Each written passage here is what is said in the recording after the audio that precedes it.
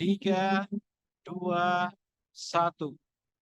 Tarik. Ikut ya Bapak, tarik. 2. 2. Kayak tadi persis. Tarik. Yes. 2. Sambil fokus pada napas ya, tarik dan buang. Tarik. Nah, jadi bisa tuh menurunkan SpO2 tuh pakai napas tuh gampang sekali ya. Dan kita nggak kena efek karena ini bukan patologis, tapi ini fisiologis dari sebuah teknik. Tarik. Nanti saya ceritakan kenapa dia bisa turun dan apa efek terbesar dari penurunan ini. Tarik. Kita fokus ke depan. 2. Ini nggak saya syuting karena 100% ya. Tarik. Karena tadi udah, ini 100%. Tarik. 2. Jadi nggak perlu saya shoot. Nanti kita shootnya pada saat tahan napas. 2. Tarik. Kenapa? 2. Ya harusnya begitu. Paling nggak kita menjaga agar Tarik. pasokan oksigennya selalu melimpah. Sehingga tidak kekurangan selnya kan. Kemudian kita naikin toleransi CO2-nya. Toleransi CO2 naik, berarti endurance-nya mestinya lebih baik. Nanti kita uji endurance-nya. Endurance ototnya. Tarik. 2. Nanti audionya di-share ke peserta seluruhnya. Ntar saya kasih ke panitia, nanti silakan untuk latihan mandiri di rumah. Nanti buktikan saja. Yang namanya orang-orang tua nih, suka sakit di lutut, gitu kan. Sakit di sendi, hilang. Nggak sakit lagi. Nggak perlu minum glukosamin, kondroitin, nggak perlu. Selatihan ini. Tarik. Nah itu langsung hilang sakit-sakitnya. Itu penyakitnya orang tua tuh, lutut, gitu kan, sendi-sendi, persendian. Kan biasanya kan suruh konsumsi apa namanya glukosamin sama kondroitin kan. Itu nggak usah. Ya kolagen itu. Latihan napas saja. Ntar kita tunggu sampai pada saat sesi tahan napas.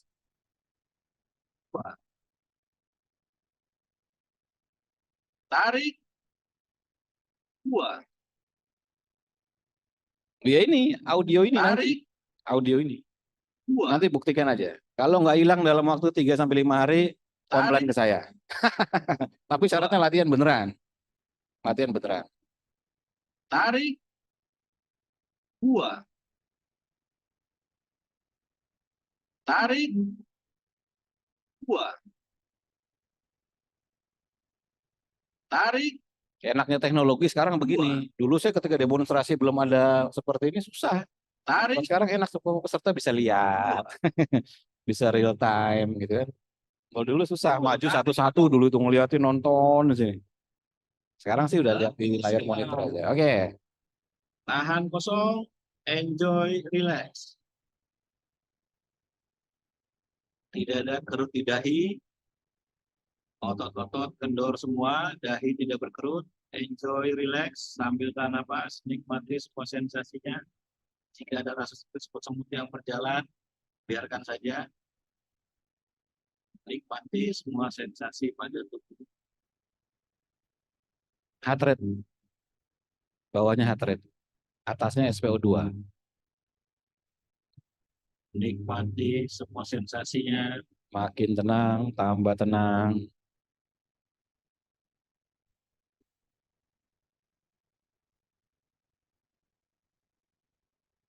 Ini sekarang CO2-nya belum di build up, belum dibangun, makanya masih 100%.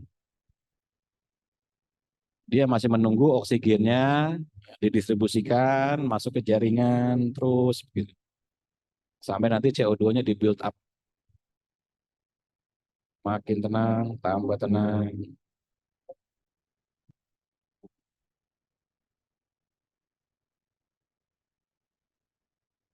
Semakin tenang, tambah tenang. Nah, sekarang CO2 mulai di build up. Pokoknya tahan sampai sak mampunya. Biarkan audionya habis.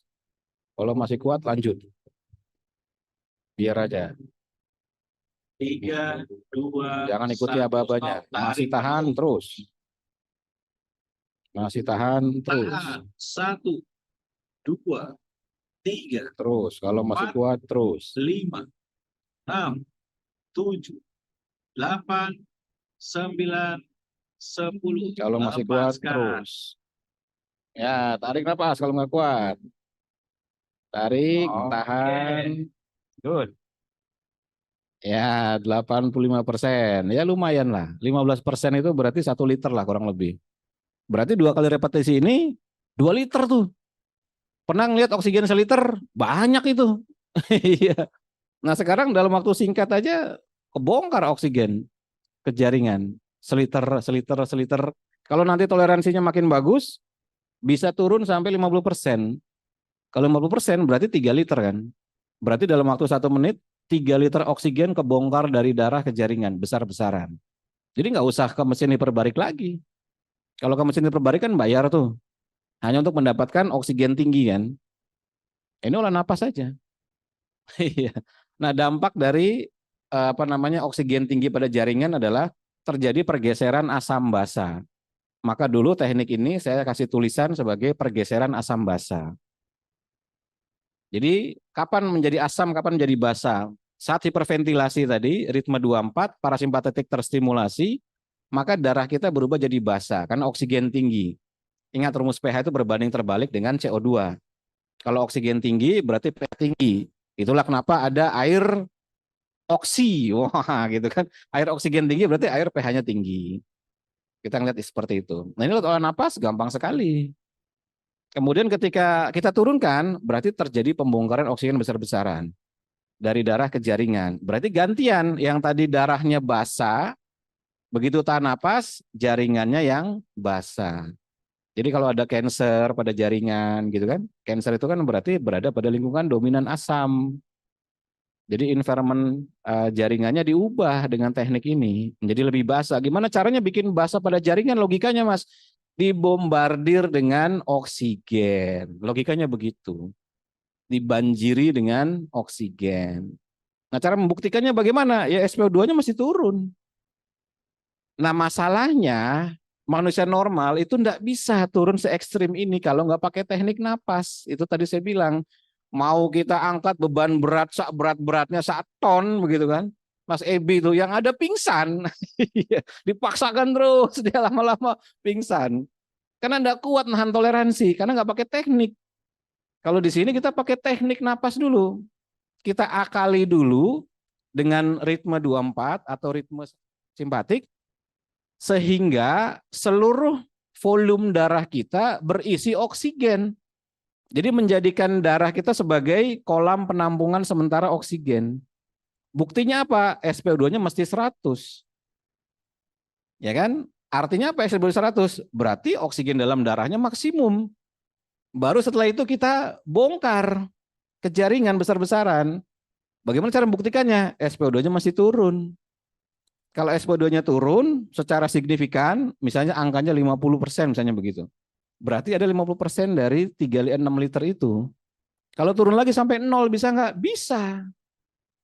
Jadi kalau sampai 0 berarti seluruh oksigen pada darah dilepas semua ke jaringan. Jadi jaringan mendapatkan 6 liter pasokan oksigen besar-besaran pada saat itu kurang dalam waktu 2 menit. Iya kan? Berarti membanjiri jaringan dengan oksigen.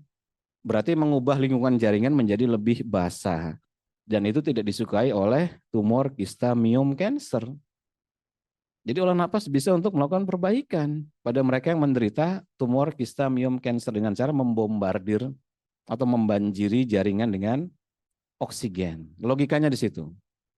Nah kemudian apa yang terjadi ketika SpO2-nya turun? Berarti CO2-nya build up, naik, skyrocket CO2-nya kan. Nah CO2 itu kan bisa masuk ke otak. Ya kan? Kenapa? Karena dia bisa melewati blood brain barrier atau BBB. Yang bisa melewati blood brain barrier itu glukosa, keton, CO2.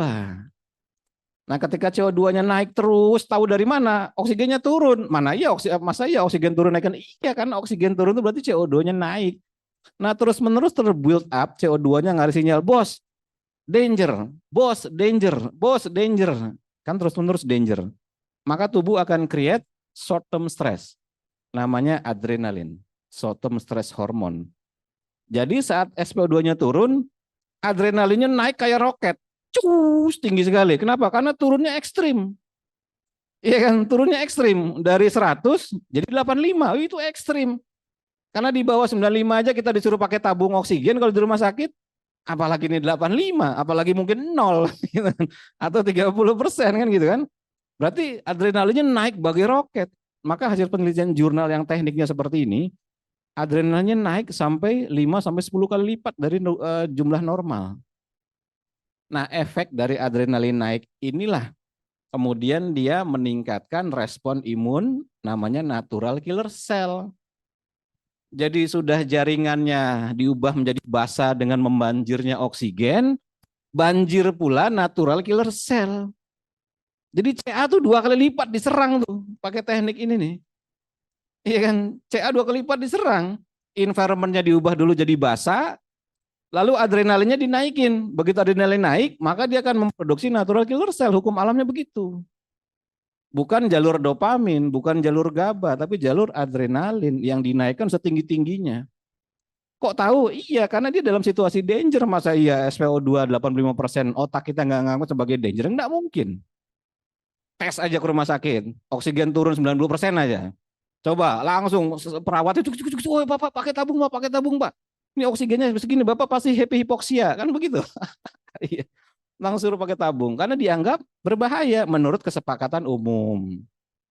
Nah, sekarang 85%, jauh lebih ekstrim. 0%, wah lebih ekstrim lagi. Masih hidup orangnya, masih hidup. Iya. Jadi sudah lingkungannya dibikin basah, ya kan? Karena oksigennya melimpah, lalu dinaikkan adrenalinnya sehingga memproduksi natural killer cell lebih banyak.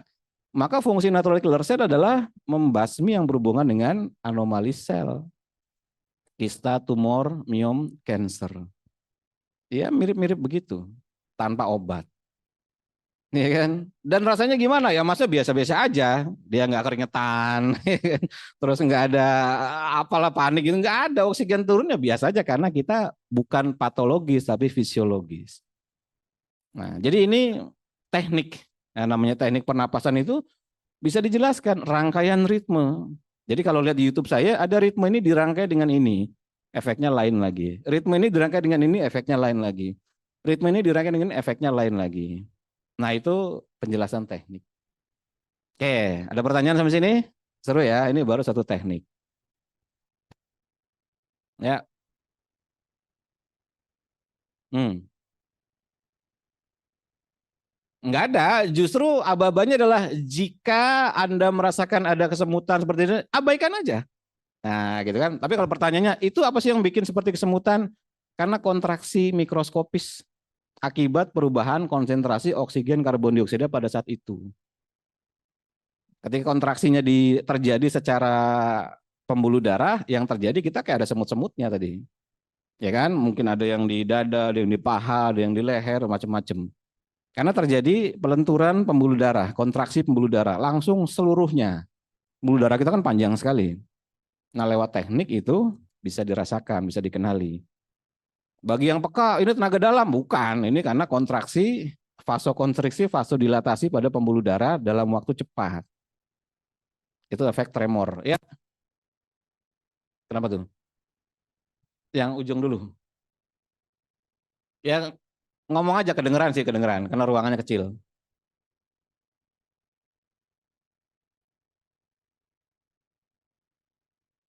Bentar, Mbak. Ya. Eh, Selamat sore, Mas. Selamat sore, Mas. Ya, Mau tanya, kalau misalnya kita dalam kondisi berbicara dengan orang gitu ya, karena gini saya itu napasnya tuh pendek gitu. Nah, jadi makanya kalau ngobrol suka tersengal-sengal atau gimana. Pas tadi merasakan pernapasan gitu kan jauh lebih rileks, lebih enak gitu. Nah, kalau misalnya kita dalam keseharian kita menggunakan pernapasan ini saat ketemu sama orang atau bicara sama orang, jadi secara terus-menerus apakah memungkinkan? Itu satu. Kemudian kedua, biar lebih rileks, lebih santai lah jadi orang gitu loh, nggak kayaknya terinderas gitu. Satu itu. Kemudian kedua, kan sekarang kan banyak perempuan bermasalah saat mereka hamil, apalagi di usia lanjut itu adalah preeklamsia gitu. Nah, apakah dengan pernapasan ini bisa menghindari para wanita hamil itu tidak menjadi preeklamsia atau darah tinggi. Karena kan ketika wanita hamil melahirkan dengan darah tinggi akibatnya adalah cuci darah seperti itu. Terima kasih. Iya, jadi kalau lagi ngomong begini terus kita pernapasan ya jangan, gitu kan. Maksudnya pernapasan sebagai latihan di luar kita ngobrol sama orang. Karena efek dari pernapasannya ini, latihan ini nanti akan dia menstabilkan detak jantung, gitu kan. Tadi sudah dibuktikan bahwa Bapak ini pakai alat turun HR-nya. Kalau HR turun berarti lebih rileks. Kemudian sistolik diastoliknya turun, berarti lebih rileks, nggak hipertensi kan begitu. Sehingga saat ngobrol nggak ngos-ngosan. Tapi nggak lantas, begini Mbak, saya pengen main ke rumah Anda. Oh ya itu sama aja kita, kamu kenapa gitu. Keserupan. Ya enggak, itu dampak dari itu nanti kita menjadi lebih santai saat ngobrol. Kayak saya ngobrol gini biasa aja, gitu kan. Tapi jangan pada saat itu. Nah untuk hamil boleh nggak? Boleh, latihan ritme 5-5 yang sering. Sehari 1 jam atau 2 jam. Dengan durasi dipisah-pisah. 2 jam bisa nggak? Bisa. Pagi 30 menit, siang 30 menit, sore 30 menit, malam 30 menit. Untuk yang ritme 5-5 ini kan gampang sekali. Karena 5-5 reducing stress. Nah untuk yang ibu-ibu hamil, jangan ada tahan napas latihannya. Latihan yang nggak pakai tahan napas. Jadi yang ritme tadi nih pakai tahan napas, nggak boleh, jangan. Karena setiap tahan napas itu akan mengkontraksi dubur. Akan ada kontraksi di situ. Sehingga nanti khawatirnya akan ada respon. Jadi latihannya yang tidak pakai tahan napas.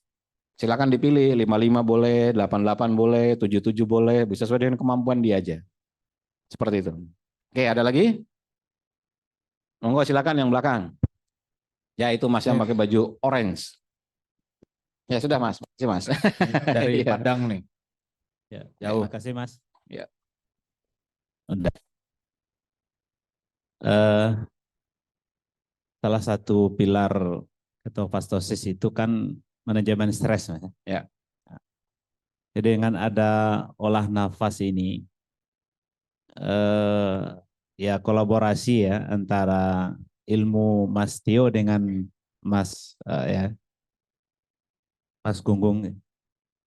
Apakah olah nafas ini bisa untuk memperbaiki stres, ya, karena dari 4 atau 5 pilar ketofastosis ini ya, saya sebagai yang sudah ikut keto itu salah satunya yang paling berat itu terkait manajemen stres itu. Satu ya, manajemen stres. Meningkat dari manajemen dari stres itu ada lagi yang disebut dengan trauma. Ya, trauma ini kan bermacam-macam sebabnya. Apakah ya olah nafas ini bisa juga menyembuhkan trauma? Ada satu aja nih. Satu aja. Iya itu. Iya. Oke, jadi seperti tadi contoh 5546 di awal, kenapa kita jadi mengantuk? Pertanyaan kan begitu. Karena terjadi pergeseran gelombang otak. Awalnya kita nggak ngantuk. Begitu digeser gelombang otak dari beta turun ke alfa, turun lagi ke theta, turun lagi ke delta, ngantuk jadinya. Berarti melakukan pemaksaan perubahan pergeseran gelombang otak, brainwave-nya. Sama, kalau stres kemudian didiamkan kita nggak tahu solusinya, ya harus dipaksa untuk turun. Caranya bagaimana? Salah satu pemaksaannya adalah bisa dengan olahraga, gitu kan? Dibikin capek, mukulin sansak. Mungkin Mas Ebi juga ada tuh pelajaran mukulin sansak tuh sampai pegel. Akhirnya kelelahan tidur. Stresnya berkurang. Nanti besoknya ganti badannya pegel-pegel. Tapi lama-lama jadi enak. Ada juga lewat olah napas. Dengan olah napas kita latihan ritme tertentu, kita dipancing untuk turun gelombang otaknya kemudian tidur. Misalnya begitu, let's say 2 jam 3 jam tidur. Ya setidaknya 2 jam 3 jam tidur itu nggak stres. Iya kan? Nanti diulang lagi terus begitu. Jadi terjadi pemaksaan lewat ritme-ritme napas sehingga menggeser gelombang otak tertentu. Sama kayak sering saya pernah bikin YouTube-nya sama Mbak Nela waktu itu. Orang masuk ruangan yang tenang, maka dia cenderung untuk ikut tenang kan? Ya kan? Environment-nya diubah dulu. Kalau dia merasa tidak mampu, environment-nya diubah dulu. Sama, kita masuk rumah ibadah gitu kan, berarti kita sedang ingin dikenai dengan frekuensi ketuhanan. Kenapa? Karena orang yang masuk rumah ibadah itu sudah pasti membawa satu niat yang sama, maka frekuensinya pasti sama. bahwa kita bisa menemukan frekuensi ketuhanan di pasar, di pinggir jalan, di kantor, di transaksi macam-macam? Iya, kalau kita sudah peka. Kalau belum, ya kita harus ubah dulu secara manual environment-nya. Nah, olah napas juga begitu. Mas, aku stres nih. Ya stresnya apa? Kepalaku sakit. Udah minum Panadol, nggak hilang. Paramek 2 nggak hilang. Ya wes nih 5 juta, hilang sakitnya. Wah, rupanya sakit kepala nggak punya duit. Iya. Maka dikasih obat apa aja ya nggak sembuh-sembuh. Iya. Begitu dikasih sekepok nih 5 juta, sembuh. Buat bayar utang, bayar cicilan, bayar segala macam. Definisikan dulu stresnya. Karena ada environmental stress, ada social stress, ada chemical stress, ada structural stress, social media stress, macam-macam definisi stresnya kan. Orang posting nih, bikin postingan di Instagram yang like sedikit, lalu kita kesel, udah kena stres dia. Social media stress. Wah, kenapa ini postingan sekeren ini yang like cuma 2? Itu pun orang nggak saya kenal. Stres dia tuh berarti itu. Karena jenisnya sekarang udah banyak. Struktural stress, misalnya struktur tulangnya terlalu skoliosis atau terlalu lordosis atau terlalu kifosis misalnya. Dia duduk lama aja stres karena enggak nyaman. Pakai tas enggak nyaman, jalan juga enggak nyaman. Salah satu pelari Usain Bolt itu skoliosis tuh. Tapi dia bisa juara dunia. Kenapa? Karena dia latih ototnya untuk mencengkram tulang. Jadi otot punggungnya dia latih agar bisa ngunci tulang. Jadi ketika dia lari, struktur tulangnya nggak berubah. Jadi dia handling stresnya dengan cara latihan otot untuk bisa ngunci. Kalau kita ya nggak bisa, maka kita pakai olah napas. Ini salah satu pendekatannya. Jadi definisikan dulu stresnya karena apa. Karena ada environmental stress, structural stress, chemical stress, environmental stress, social media stress, relationship stress, family relationship stress, friendship stress, dan sebagainya. Definisikan dulu, lalu kalau itu bisa dilepas, ya sudah. Kalau enggak, olah napas. Dirajinkan. Oke, silakan. Selamat sore, Mas Gunggung. Sore. Saya mau bertanya karena saya adalah penderita autoimun yang sering flare up atau inflamasi. Maka apa yang harus saya lakukan tadi? Tadi saya dengar ada 2 macam, buang napas lebih panjang dari tarik napas akan meningkatkan saraf parasimpatetik. Tarik napas lebih panjang daripada buang nafasnya akan meningkatkan saraf simpatetik. Jadi yang mana yang harus saya lakukan? Nah itu pertanyaannya Bapak-Bapak di belakang tadi. Kita harus latihan semuanya, tetapi tidak dalam satu saat. Maka kalau di kelas saya bagi menjadi 4 area waktu. Pagi, siang, sore, malam. Jadi maksimal dalam sehari hanya boleh 4 kali saja. Dengan ritme yang berbeda. Jadi misalnya pagi, katakanlah ritme yang tadi 55 selama 30 menit. Nah, nanti siangnya ritme yang lain lagi. Nanti sorenya ritme yang lain lagi. Malamnya ritme yang lain lagi. Kenapa? Karena kita harus ngajari tubuh dengan berbagai macam skenario ritme tadi. Karena kita bukan spesialisasi, sama kayak bela diri lah. Ada tangkisan, hindaran, elakan, tendangan, bantingan gitu kan.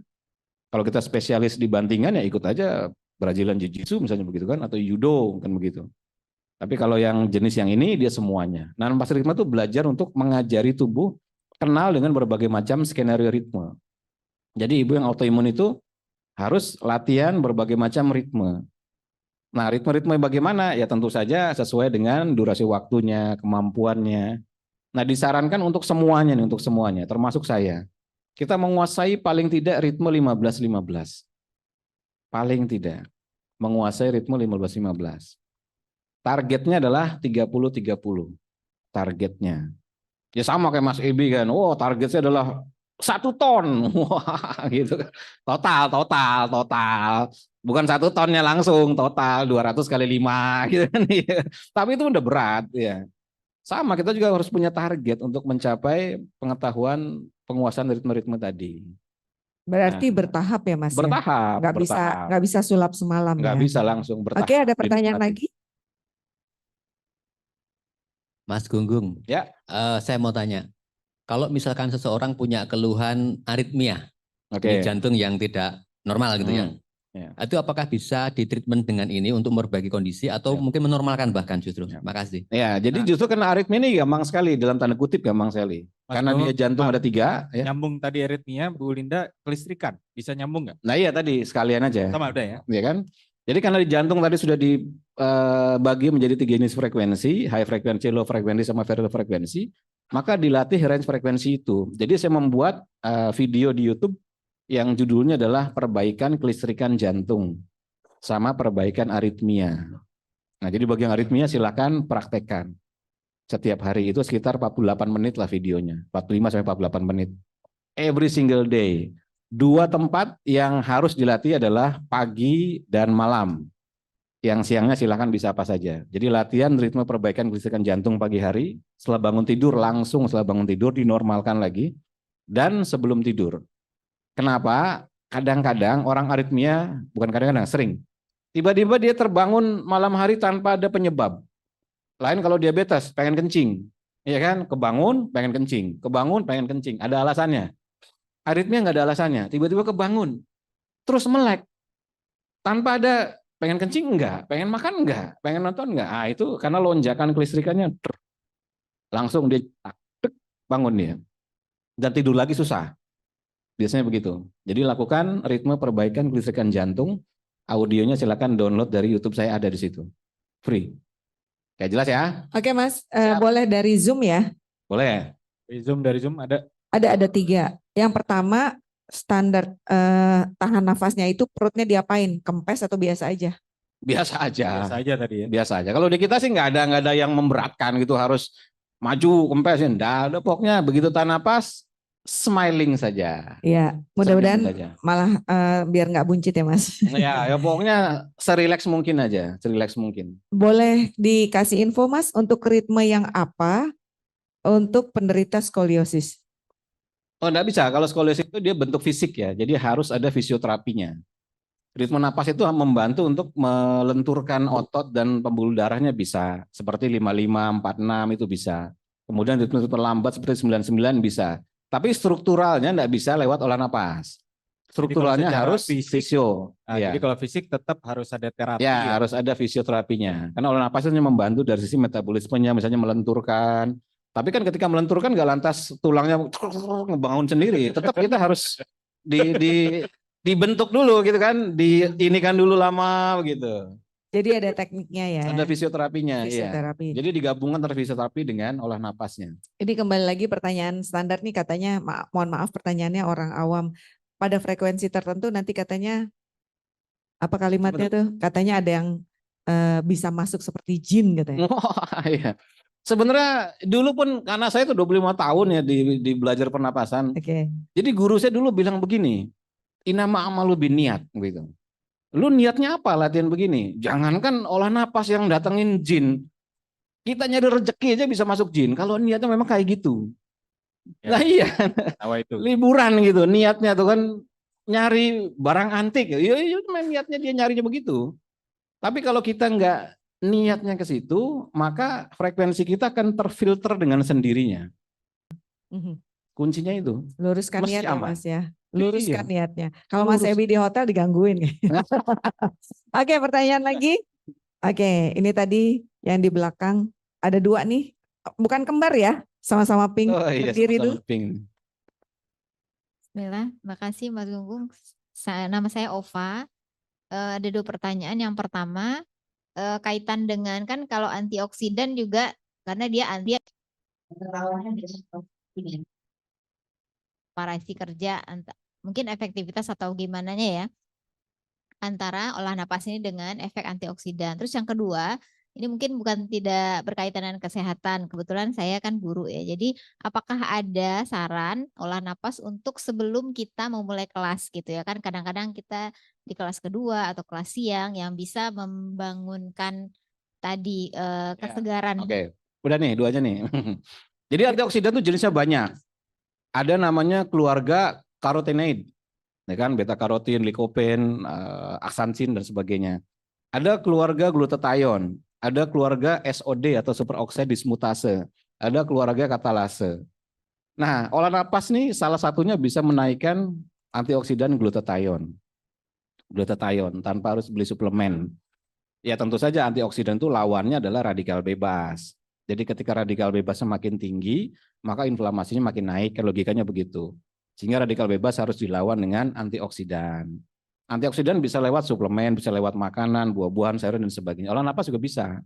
Jadi latihan teknik olah napas yang menaikkan produksi antioksidan jika memang kita ada problem dengan antioksidan. Kadar antioksidannya rendah, kadar radikal bebasnya tinggi. Itu cek lab aja, itu bisa ketahuan. Jadi latihan olah napas yang meningkatkan antioksidan.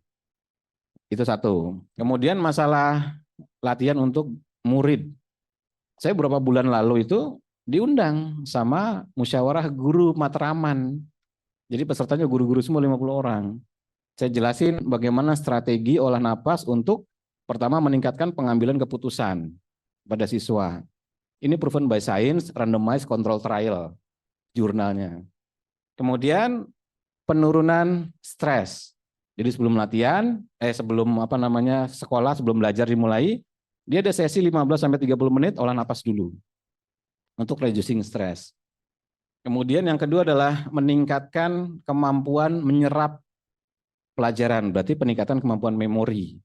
Jadi dengan nyetel gelombang otak tertentu, misalnya di alfa atau di theta, maka ketika dia belajar mudah untuk diserap masuk ke dalam otak dia. Itu sudah kita praktekkan. Dan beberapa sekolah sudah mulai melakukan itu sebelum kelas dimulai. Jadi setelah doa bersama, ngaji sebentar, setelah itu baru latihan pernapasan. Bisa dipakai untuk itu. Jadi jurnalnya ada untuk meningkatkan pengambilan keputusan, kemudian untuk reducing stress, kemudian switching gelombang otak tertentu sehingga mempermudah untuk penyerapan, peningkatan mengingat memori, itu bisa. Itu bisa dipakai untuk pelajar. Saya ada kelas khusus pelajar yang dibuka untuk itu. Wow, luar biasa. Oke, pertanyaannya Mbak Indah ya. Saya dengan Indah, saya KF mungkin baru mulai 2019. Yang ingin saya tanyakan ke Pak Gugum dan Coach Ebi, jadi saya itu sudah terlalu lama tidak pernah mengenal latihan beban. Jadi olahraga saya kardio terus dari dulu. Nah saat ini pada saat saya sudah banyak cedera, tulang ekor patah, leher ruas 56 itu bergeser meskipun 2 mili, tapi menyebabkan olahraga saya yang sudah ganti dari kardio 1 ke kardio 2 akhirnya saya tinggalkan. Dalam waktu setengah tahun ini saya udah mulai nggak olahraga, ternyata otot itu susutnya banyak. Nah sekarang saya mau mulai lagi nih, baru mau mulai untuk beban. Gerakan ini rasanya belakang karena saya skoliosis bunyi kretek mulai ngeri nih. Terus mau nyoba gerakan ini, wah yang kalau dari leher itu kan nyambungnya ke tangan. Tangan juga kok rasanya kayak gini. Lutut udah operasi 1 karena pernah terhengkang. Kok lutut yang ini bunyinya juga kretek. Nah saya jadi agak mau mulainya dari pernafasan kah, beban kah? Karena kan tadi Pak Gugum bilangnya lepaskan dulu yang fisik-fisik. Nah saya mau mulai yang fisik. Ada kendala nih gitu kira-kira agak-agak ngeri gitu ya mau ngangkat beban, jadi sarannya bagaimana? Ya, jadi kalau untuk masalah latihan beban saya nggak punya ilmunya, jadi nanti sama Mas Ibi saja yang jawab, ya kan? Kalau untuk pernapasan memang yang seperti tadi itu bisa. Nah salah satu yang hebat dari frekuensi adalah data dan informasi. Jadi frekuensi bisa disisipkan data dan informasi, ya kan? Telkomsel bisa dia ngirimkan data dan informasi sehingga kita bisa ngelihat chatting, bisa YouTubean segala macam. Begitu belum bayar paket data, nggak berlangganan, stop gitu karena lupa gitu kan. Ya cuman ada sinyalnya aja, tapi nggak ada isinya. Ritme napas juga begitu. 55 0,1 Hz sinyalnya aja. Sinyalnya aja dapat manfaat. Lalu data dan informasinya apa Mas? Data dan informasi adalah layer abstraksi yang ada di otak kita dan yang ada di kolbu kita. Jadi saat kita tarik 5, buang 5 bersamaan dengan visualisasi, bersamaan dengan niatkan untuk apa, terus kemudian diulang berkali-kali terus, itu kita ngirim sinyal sekaligus ngasih tahu di dalam sinyal itu ada apa. Jadi sama kayak saya nelpon Mbak nih, terus saya diem aja, saya nyambung sinyalnya kan, terus saya diem aja nggak ngomong apa-apa, kan dia bingung sendiri, ini siapa nih, Mas ngomong dong, nggak diem aja, Mas ngomong dong, diem, udah tahu dari saya, tapi saya diem aja. Tapi ketika saya bilang, wah nanti makan siang di situ, tahu dia harus ngapain. Sel juga begitu. Kita kirim sinyal tadi 24, 55, 46 itu kirim sinyal aja. Kirim sinyal aja menurut jurnalnya dapat manfaat. Apalagi kita bareng dengan tarik napas, dengan perasaan senang gembira dikonversi menjadi beta endorfin. Iya kan? Begitu tarik napas kita smiling, serotonin naik. Begitu tarik napas kita dengan trust, kita bangun, kita yakin pada diri sendiri, terus begitu hormon apalagi lahir. Sehingga itu nanti akan membantu memberitahu sama tubuh. Ada salah satu studi di anggota saya, di peserta saya. Jadi dia sudah divonis, dia menderita namanya ankylosing. Ankylosing itu bambu spine, jadi tulang punggungnya nyatu. Kalau kita tulang punggungnya kan ada ininya, maka bisa gini-gini. Karena dia nyatu kayak pohon bambu, bayangkan pohon bambu itu kan keras semua. Maka dia nggak bisa gini-gini tuh, karena nyatu. Itu namanya ankylosing atau bambu spine. Ya, jadi tegak aja udah. Tidurnya harus tegak, ini harus tegak, nggak bisa dia nekuk-nekuk gitu. Hingga pada satu titik, ingat kata-kata ini, lalu setelah dia latihan, dia ajak ngobrol tuh tulangnya. Jadi gini, konsep ajak ngobrol itu bagi sebagian orang ditertawakan. Padahal sebenarnya menurut saya itu adalah bahasa kita berkomunikasi dengan tubuh. Nah, bahasa itu ada namanya bahasa visual. Jadi cara kita ngomong dengan tubuh dengan visual. Jadi orang-orang dengan karakter visual, cara ngomong dengan tubuh adalah dengan membayangkan. Misalnya agak miring di 2 mili kan, saya visualkan aja tulang lehernya lurus lagi. Saya bayangkan terus karena dia orang visual jadi gampang. Mengetahui kita visual atau bukan bagaimana? Simple. Merem, bayangkan angka 1 warna merah. Muncul nggak? Kalau nggak muncul kita bukan visual. Tapi kalau orang visual, begitu merem, bayangkan angka 1 warna merah. Tik, muncul dalam pikiran dia. Angka 1 warna merah, terang benderang. Kalau saya nih bukan visual, ini hitam semua tuh. Hitam semua. Saya bayangkan angka 1, nggak ada. Cuma ada putih-putih dikit aja. Tapi hitam, berarti saya bukan visual. Berarti kita nggak bisa komunikasi dengan cara visual. Kita juga nggak bisa ngikut guru yang instruksinya visual, karena bukan bahasa kita. Maka kita harus beralih pada pengetahuan kedua, yaitu pengetahuan rasa. Jadi misalnya saya nggak pakai visual, hanya rasakan tulangnya makin lama makin enak, rasakan ototnya makin lama makin enak, terus begitu. Kalau dia memang karakternya rasa, maka ototnya akan langsung merespon, tulangnya langsung merespon. Kalau enggak, apa yang harus dirasakan Mas? Rasanya otot gimana? Malah mikir dia. Rasanya tulang gimana? Berarti dia bukan karakter rasa. Maka kita harus ganti switch ke karakter narasi. Narasi itu berarti ngomong. Wahai tulang, saya perintahkan kamu untuk begini. Diulang berkali-kali, terus. Ya sama aja kalau kita bos di rumah, Mbak tolong bikin nasi goreng. Kalau kita bosnya, dia pasti nurut kan. Dia bikinkan. Ya kita nggak perlu tahu gimana caranya dia bikin. Kita bilang, tulang lurus lagi ya, gue mau lu lurus. Kita nggak perlu tahu gimana cara dia ngeluruskan di dalam badannya sendiri, kita nggak perlu tahu. Cukup perintah saja. Kalau memang bahasanya seperti itu, maka dia akan mendengar, lalu dia akan patuh. Dia akan taat. Sami'na wa ata'na. Itu kalau kita punya kualitas narasinya. Kalau bukan kayak gitu, nggak bisa. Jadi kita latih dulu, mana kita di antara 3 tadi, apakah visual, apakah rasa, apakah narasi.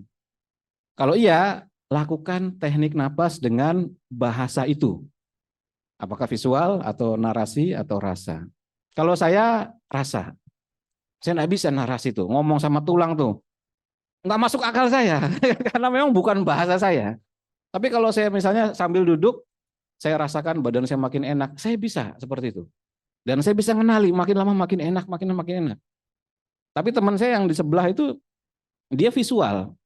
Jadi ketika dia nggak membayangkan itu nggak bisa, dia harus membayangkan dulu. Mas, tulang bentuknya kayak apa? Kayak gini. Syaraf bentuknya kayak apa? Kayak gini. Oke, lu ada masalah putus kan syarafnya? Iya, sambungin lagi. Oke, seperti kabel Mas ya. Saya bayangkan syaraf ini nyambung. Sekali-kalinya saya bisa pakai visual itu waktu saya kecelakaan di sini. Jadi di Fatmawati ada motor loncat lalu menghantam bagian kiri saya. Saya keplanting, ini patah. Waktu kejadian adrenalin lagi tinggi kan, jadi saya masih bisa jalan, masih bisa pulang. Begitu sampai rumah, ini kenapa kok saya nggak bisa ngangkat tangan? Sama sekali nggak bisa, cuma segini aja. Diraba-raba, plus loh masuk. Wah langsung patah, langsung sakit. Karena adrenalinnya udah turun kan. Ya. Begitu di rumah udah turun, langsung keringetan, langsung cari Haji Naim waktu itu. Kalau yang tahu di Cilandak itu Haji Naim tuh. Wah langsung dipegangin digini, coba diangkat ini, oh dibebet. Nah waktu itu saya harus operasi, bayarnya 28 juta apa 30 juta waktu itu. Duitnya nggak ada, udah lama sekali, berapa belas tahun lalu lah. Ya udah, saya cuman merem aja, saya atur napas, ritme, saya setiap hari bayangkan tulang saya makin lama makin enak, makin mendekat. Lalu saya visualkan dia nyambung terus aja begitu setiap hari. Tapi nggak langsung kejadian hari itu sembuh. Iya. Tapi terus menerus saya begitu. Lama-lama sih bisa ngangkat dikit. Udah nggak usah operasi sampai sekarang masih udah kuat push up barbelan bisa. Wow. Terus kemudian saya CT scan lagi, saya X-ray lagi, udah nempel. Ini Itu pertama kali dalam hidup yang seperti itu. Walaupun saya bukan bahasa visual, tapi terpaksa karena keadaan. Makanya kadang-kadang paksaan itu bisa menyelamatkan kalau ada ilmunya kan. Iya, Kalau iya. tahu ilmunya. Soalnya tadi barusan ada salah satu peserta yang baru ngikutin ritme Bu Guru Feby ya. Dia autoimun kaki kiri sakit terus dia memvisualkan sembuh ya. Tuh, Ya, langsung ya seperti itu. on the spot. Berarti bahasa tubuhnya adalah begitu. Tapi orang lain belum tentu. Makanya kadang-kadang pernah nggak kita ikut guru meditasi? Apa sih ngomong apa sih guru ini? Bayangkan Anda di pinggir hutan, masuk. Suasananya gini. Kalau bukan visual malah mikir, hutannya di mana Bu? Gitu. Iya. Alay banget sih Pohonnya gitu kan, ya. iya, ada macan nggak Bu? Wah, ada malah ruwet lah. Ini Iya. berhubungan dengan yang diajarkan Mas Tio dan Coach Ebi juga, seperti kalau kita latihan olahraga itu mind body connection gitu kan. Iya, mind Jadi, body connection. jadi selain ritme ada itu tadi tiga Tadi itu ya. frekuensi itu kehebatannya adalah dua.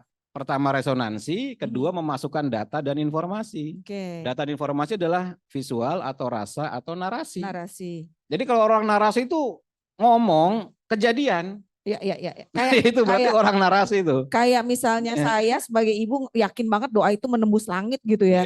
Ya itu bukan karena doanya tapi keyakinannya dia. Sebagai seorang ibu itu. Nah, berarti untuk Mbak Indah yang tadi lehernya, kakinya dioperasi, segala macam itu seharusnya mengirimkan data, mengirimkan sinyal sekaligus data. Iya, jadi jangan tanggung-tanggung Mbak. Kalau mau sembuh dari ujung rambut sampai ujung kaki. Iya, yang sama coba angkat beban kalau nggak melibatkan pikiran bisa nggak? Nggak bisa. Iya, betul. Harus betul-betul pikiran kita bareng tuh semua tuh. Iya. Dan itu harus dilatih ya Mas. Dilatih, nggak bisa kalau nggak dilatih. Pertanyaan lagi? Oke, ini Kanela, sini deh maju ke depan deh. Nah, bawa aja deh mic-nya. Nggak bosan-bosan diskusi sama Mas Gunggung nih terus-terusan nih pakai nanya lagi ya kan. Aduh, luar biasa. Boleh. Di atas aja deh. Oke, makasih Mas Gunggung. Pertanyaannya nyambung dari waktu kita terakhir ngomong bahwa kan ini sebenarnya olah nafas ini bisa jadi intervensi. Misalkan nih orang dalam kondisi lagi hipertensi ya sampai masuk rumah sakit. Ini sebenarnya kasus beneran. Ya. Saya habis dari sini insya Allah mau ke RSPP. Kakak saya hipertensi kemarin jatuh. Hari ini dia sebenarnya udah keto. Cuma kan kalau orang tuh kan rata-rata kalau udah keto merasa enak kembali ke bubur ayam. Ya kan, tiap pagi makan bubur ayam lagi sampai ada gejala walaupun kita udah kasih tahu. Kalau hipertensi jangan ngerasain badan udah enak terus balik ke kebiasaan lama. Ya penyakit lama pasti muncul. Itu udah sunatullah kan kayak begitu. Nah, sekarang ini udah terjadi. Saya diminta habis ini ke rumah sakit. Nah, saya ngelihatnya gini, saya ingat Mas Gunggung bilang, oke, dalam keadaan simpatetiknya tinggi, olah nafas ini bisa menjadi memaksa untuk bisa parasimpatetiknya naik juga dan itu simpatiknya jadi turun. Gimana Mas Gunggung? Saya bisa menghadapi kakak saya nanti ini. Ya, nanti gampang sih. Pakai audio yang pertama ritme 48. Oke. Yang kedua sambung dengan ritme vagus, nanti saya kirimkan audionya, itu udah bentuk MP3, playkan aja. Ritme vagus itu 24, 36, 48. Jadi 48 dulu selama 5-10 menit, nanti 24, 36, 48 selama kurang lebih 15-18 menit, langsung turun tuh. Oke, jadi nggak masalah dia dalam kondisi sekarang misalkan lagi tinggi banget atau nah kalau udah masuk intervensi obat bagaimana Mas Gunggung? Iya enggak ada masalah, itu kan yang penting dilakukan terus-menerus aja. Oke. Ya udah. Kalau bawa alat ukur tensi sih langsung turun. Amin. Oke, ya udah. Nanti dipraktekin langsung lapor ya di grup peserta ya. Insya Allah. Si Mas Gunggung. Luar biasa, prakteknya langsung. Ya oke Mbak Amita, ini pada rebutan ya, soalnya waktunya udah mau habis. Berdiri. Wah, ini kayaknya Terima kalau kasih. di satu pertanyaan 10.000 lumayan nih Mas. Oke, Mbak Mita berdiri Mbak. Ya, Mas Gunggung, saya ingin menanyakan di mana saya bisa dapat list dari pola itu dan untuk apa? Karena kan di sini dokter olah nafas hanya Mas Gunggung yang saya tahu ya. Jadi kita harus ini. Nah, bagaimana kita bisa belajar sendiri, di mana kita bisa dapat informasi tentang pola-pola tadi itu dan untuk apa? Terima kasih. Udah, oke. Terima kasih. Jawabannya masuk ke channel YouTube saya, Mas Gunggung. Di situ ada dasar teorinya saya kasih tahu. Rujukan jurnalnya, cara ngukurnya, cara nganalisanya, beberapa variabelnya, manfaatnya, ritme-ritme ini tubuh apa saja, pembuluh darah, kemudian cerebrospinal fluid, kemudian ada lagi untuk hipertensi, untuk cancer, untuk ya macam-macam lah, itu banyak sekali, ada 270-an video di sana. Nah, 270-an video. Dan metode ini saat ini sedang dalam proses pembuatan tesis S3 Masya Allah, tepuk di tangan rumah dong. sakit. Di Rumah Sakit Dr. Karyadi Semarang. Oke. Jadi waktu diajukan, nelpon saya, Mas Agung gini, ya udah, coba ke profesornya dulu. Cara ngomongnya begini, slide-nya seperti ini. Begitu profesornya lihat, ACC langsung. Karena nyarinya susah. HRV itu nggak banyak yang ngambil topik tentang HRV. Padahal ini powerful sekali, lebih dari 50.000 riset mengenai HRV itu banyak sekali. Dan ini potensial sekali HRV ini. Ya kan, karena pertama nggak pakai darah. Bahkan yang memproduksi freestyle, Abbott, berarti perusahaan mereknya Abbott, yang merek gula darah, alat ukur gula darah freestyle itu kan, keton gula darah. Dia ada riset, ada alat yang sekarang sih nggak keluar. Yakni menggunakan frekuensi untuk mengukur gula darah. Bayangkan, udah bisa begitu. Jadi nggak pakai cus-cus lagi. Tapi kenapa hilang? Ya saya tahu, karena nanti dia akan mematikan market itunya, market cus-cus darahnya itu. Karena sekarang kan semua alat ukur gula darah kan pakai tusuk, ya kan, cus tusuk ujung jari kan. Sekarang kebayang kalau nggak pakai itu. Nah, freestyle salah satunya adalah dia pakai yang namanya Continuous Glucose Monitoring atau CGM. Libre mereknya.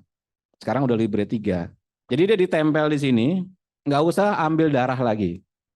Alatnya kecil, bentuknya kayak bulat, kayak pin gitu, taruh di sini, pakai alat ceklek, nempel dia. Hanya 2 minggu tapi. Dia 24 jam ngukur gula darahnya. Sampai tidur pun bisa ketahuan. Karena 24 jam. Namanya Continuous Glucose Monitoring. Lah itu kan nggak pakai cus darah. Berarti teknologi frekuensi pun sangat memungkinkan. Hanya dia nggak rilis aja. Tapi teknologinya sudah ada. Hanya dia nggak rilis. Kalau rilis, ya semua yang udah diproduksi jutaan miliaran itu, ya mungkin akan ada masa peralihan. Nanti mungkin beberapa tahun akan datang. Tapi napas ini kita udah bisa langsung, nggak harus nunggu alatnya keluar, gitu kan? Nah kira-kira begitu. Oke. Jadi ke YouTube saya aja banyak. Butuh konsultasi ya tinggal japri saja. Nanti habis workshop Mas juga. saya pengen S3 juga, ya wes saya bantu. Nanti habis workshop juga ada pelatihan ya Mas ya? 5 Habis kali. ini ada pelatihan nanti 5 betul. kali sesi tambahan. Oke. Silakan pertanyaan. Oke. Ibu boleh bertanya, berdiri boleh. Saya mau tanya, kan suami saya ini stroke. Udah gitu, udah stroke itu dia fungsi ginjalnya kena gitu, terganggu. Itu dengan cara mengolahan gini bisa nggak? Ya, jadi bisa karena kebetulan tadi yang didemonstrasikan dilatih adalah teknik pernapasan yang tidak pakai gerakan. Ya hanya tarik buang gitu kan, tahan. Kita butuh jalur somatik. Jadi sistem saraf itu dia ada tepi, ada pusat. Yang pusat itu ada brain, ada spinal cord. Yang tepi ada somatik, ada otonom. Yang tadi kita lagi bicara otonom. Berarti simpatik, parasimpatik. Maka pengukurannya adalah simpatik, parasimpatik, LF, HF, dan seterusnya. Untuk case stroke kita butuh yang somatiknya. Masuk ke jalur somatik. Cara paling gampang adalah saat tadi tahan napas, Bapak kontraksikan ototnya pada area yang dirasa bermasalah. Kalau tadi kan tahan napasnya diem aja tuh. Ya kan cuman diem aja sampai detiknya berakhir atau kita merasa enggak kuat. Nah, saat tahan napas kontraksikan. Ya nanti di 5 sesi tambahan itu kita belajar. Gimana kita ngakses, kalau tadi kan ngakses jalur sistem sarafnya lewat jalur saraf tepi lalu otonom, simpatik, parasimpatik. Nah, kita belok kanan sedikit, masuk ke jalur somatik. Karena somatik itu langsung asetilkolin, dia bisa dipakai untuk manajemen stroke sama untuk perbaikan langsung daerah ke ginjal atau ke organ-organ mana begitu. Pakai somatik. Mas boleh ditambah sedikit pertanyaannya, berhubungan juga abang saya juga kemarin stroke, itu kan terputus tuh pusat order ya, pusat perintah ke wajah, tangan dan kaki. Kemudian saya langsung KF-kan full karnivor lah ya, induksi gitu ya. Dan dalam waktu 3 hari memang mau berdiri, mau ke toilet dan lain sebagainya. Cuma tadi penjelasan Mas Gunggung untuk mengkontraksikan berarti dibantu dulu ya? Dibantu, kalau dia nggak bisa harus ada orang yang bantuin gerak. Ya, dan alhamdulillahnya fisioterapisnya sekarang malah masuk grup KF. Nah, ya. Oke, ada pertanyaan lagi? Oke, dari Zoom ya. Dibuka aja.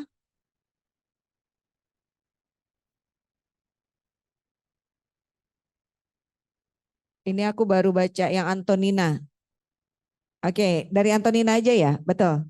Oke, Mas Gunggung, bisakah saat kita exercise seperti angkat beban, ini dipraktekkan ritme latihan nafasnya? Kalau bisa, bagaimana caranya? Saya pernah praktekkan saat treadmill, memang berhasil menurunkan detak jantung. Boleh atau gimana, atau ada saran Mas? Iya bisa, tidak ada masalah. Yang penting kita mesti harus tahu ritmenya apa. Jadi kalau untuk jalan kaki atau treadmill, 2 jenis ritme bisa dipakai, ritme 22 sama ritme 33 tanpa tahan napas. Jadi gitu stabil. Jadi kita harus stabil antara ritmenya dengan gerakan kakinya. Karena metode ini juga saya pakai untuk membantu teman-teman yang maraton. Jadi ketika ada peserta yang mau ikut maraton waktu itu, ya saya suruh ritme 33 atau 22 sambil lari. Udah fokus pada napasnya aja, terus dia. Jadi nyampe 40 kilo itu nggak ada sakit, nggak ada nyeri, bangun tidur nggak kemeng-kemeng. Sampai dia bilang, gue masih kuat 40 kilo lagi mas. Iya. Tapi fokus pada kestabilannya tadi ya. Makanya nggak boleh buru-buru aja, yang penting stabil aja. Stabil, 2 detik, 2 detik, 2 detik terus begitu. Stabil. Nah treadmill juga begitu. Kalau kita bukan tipe yang lari di tempat umum, treadmill juga stabil. Nah kalau untuk barbel, nah ya nanti Mas Ebi aja lah. Coach Ebi ya. Karena sudah ada masternya. Oke. Kalau di saya memang ada kelas namanya Mind Power, tetapi tujuannya bukan untuk itu.